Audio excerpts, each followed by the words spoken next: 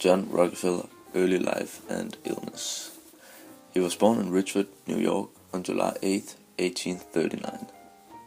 His full name is John Davison Rockefeller. He was born into a large family in New York. His father was a cornman and his mother was deeply religious. He also had 5 brothers and sisters. Since his mother was deeply religious, she had an influence on him, so he also ended up being religious, just as his mother. When he was a child, they moved quite a lot. They tried many different cities, different states, until they eventually settled in Cleveland, Ohio. When he was 20 years old, Rockefeller succeeded as his job went out, and then he went out on his own with a business partner. In 1863, he opened his own factory, and within 2 years, it was the largest in the area. In 1864, he married a girl called Laura Spellman. Together they had 5 children. 4 of them was girls, and the last one was a boy. John once said about his wife, "Her judgment was always better than mine. Without her keen advice, I would be a poor man." In his 50s, he got depression, and in a very stressful period in the 1890s, he got diagnosed with alopecia, which made him lose quite a lot of hair on his body, nearly all of it. He never got his hair back on his head, and that is why he in the 90s started wearing two-piece. John died on May 23, 1937. He was only 2 months away from his 98th birthday. He was buried in Lakeview Cemetery in Cleveland. But how did Rockefeller become so successful? Other than being a smart businessman, Rockefeller was also a very innovative and genius man. After he took control over the refinery in Cleveland in 1865, he quickly began expanding. This was partly because of his creative and innovative ideas, such as making petroleum used in lamps. This was at the time never seen before and a very smart way of doing it.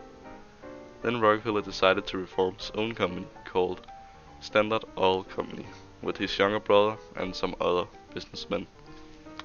He quickly got a monopoly in the oil industry, and he did this by buying other refineries and basically controlling the market.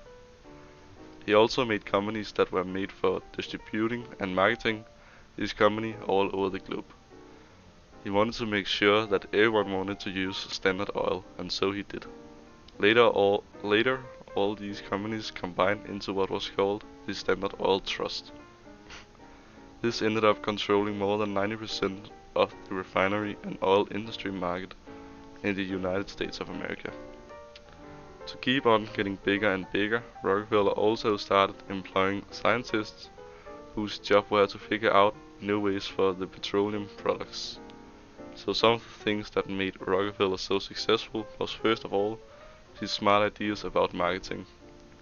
This relates to all of his well thought and innovative ideas, which made people want to use his company, and what made it control more than 90% of the market. Rockefeller also got a lot of criticism with his huge amount of fame and success. But even though that he got a lot of criticism, he didn't let it bother the company. This criticism sooner led to lawsuits, which eventually made him leave Standard Oil Company. Rockefeller also made a quote saying, "The ability to deal with people is as purchasable as comedy, as sugar or coffee, and I'll pay more for that ability than for any other under the sun." This also tells us something about how good he was at dealing with people. So to conclude, Rockefeller got his success by being innovative, a good businessman, and sticking with his company all the way to the end. By the age of 20, Rockefeller went out on his own with a business partner. He worked as a merchant. At the close of the company's first year in business, it had grossed $450,000. Rockefeller refrained from taking unnecessary risks, but he sensed an opportunity in the oil business in the early 1860s. Rockefeller decided to establish an oil refinery near Cleveland. In 1863, he opened his first refinery, and within 2 years it was the largest in the area. After this, he turned his full attention to the oil business. In 1870, Rockefeller and his business associates incorporated his company as the Standard Oil Company.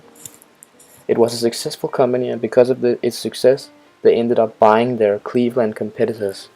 It basically controlled the refinery business within 2 years. Soon the company had grown so big that they decided to also buy up the competitor companies in other regions. This meant that in only approximately a decade, the Standard Oil Company had grown to be the biggest in the United States.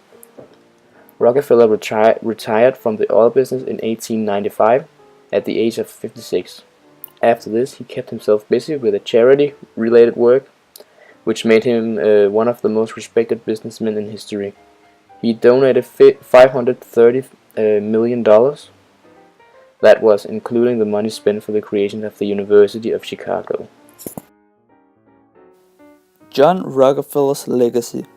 John Rockefeller's legacy began when he was 16 years old. Back then, he was just a bookkeeper with high ambitions. He dreamed about earning $100,000 and living for 100 years. But later on, when he became the businessman he is known for today, earning $100,000 is nothing. John Rockefeller began to make a lot of money when he was just 21 years old and started the oil company Standard Oil with his brother. An oil company that soon will make him one of the richest men in history and leave behind a stunning legacy. John Rockefeller left behind a huge legacy. In 1916, he became the world's first billionaire with a sum that today is equal to $13 billion. When he died in 1937, his shares were equal to 1.5% of America's total economic output. In comparison to today, that is equal to $340 billion. That is more than 4 times of the fortune that the world's richest man today, Bill Gates, have. John Rockefeller did not just leave an absurd amount of money behind when he died. When Rockefeller's oil company Standard Oil was broken up, it left a lot of spin-off companies, and its many spin-off companies are still part of the most powerful oil companies today. Oil companies like Chevron, ExxonMobil, and BP. These oil companies are today used in big parts of America. That pretty much sums up John Rockefeller's legacy and how much impact he had on the oil business when he lived.